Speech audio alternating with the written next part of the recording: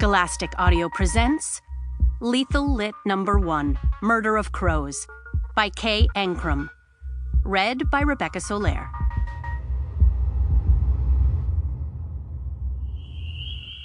It was the summer of 1972. Local librarian Jet Cassidy hurried across the street and up the church steps under the cover of darkness. It was nearly 2 o'clock in the morning, and the streets had long since cleared of potential witnesses. Tucked under his coat, he had gloves, a flashlight, a pistol, and a small piece of paper that was going to change his entire life. The church doors were always open to the public, no matter the visitor's intentions. Jet slipped inside and strode quickly across the room. The girls he had overheard in the library had been specific. Tucked in the corner, where they thought no one was listening, they said the secret that would grant its seeker untold riches would be located somewhere up high.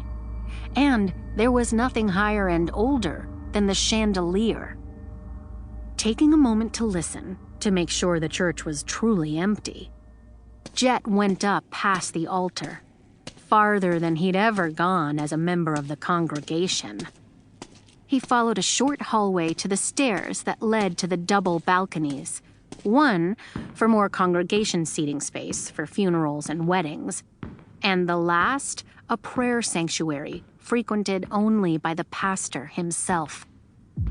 The third floor was a small space, the slanted roof tilting in so sharply he was almost too tall to stand. Across from him, at face height, was the chandelier. Jet had never seen the fixture this close before. It was dark this high up. The wide, stained glass windows on the first floor provided very little moonlight to see by. Jet took out his flashlight and shined it at the chandelier, his eyes picking over the intricate brass fixture one filigree at a time. There, near the center, wrapped around the stem of a decorative leaf, was a small, tightly curled piece of paper tied to the twig with wire. The paper seemed to be wrapped around something shiny.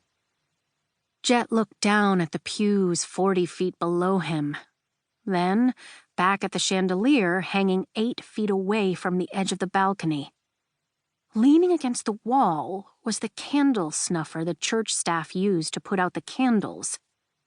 All he needed was to pull the light fixture closer to the balcony edge, and the treasure would be his. The next morning, the steward opened the church doors to find Jet Cassidy's broken body smashed across the tops of the pews. His blood was sprayed across 3 floors in a pinwheeling arc that dashed the balconies, entrance, and altar in biohazard. The chandelier was shattered on the ground around him. The candle snuffer still hooked on its base after Jet's fatal grab. It took them 3 days to scrub the gore from the stone.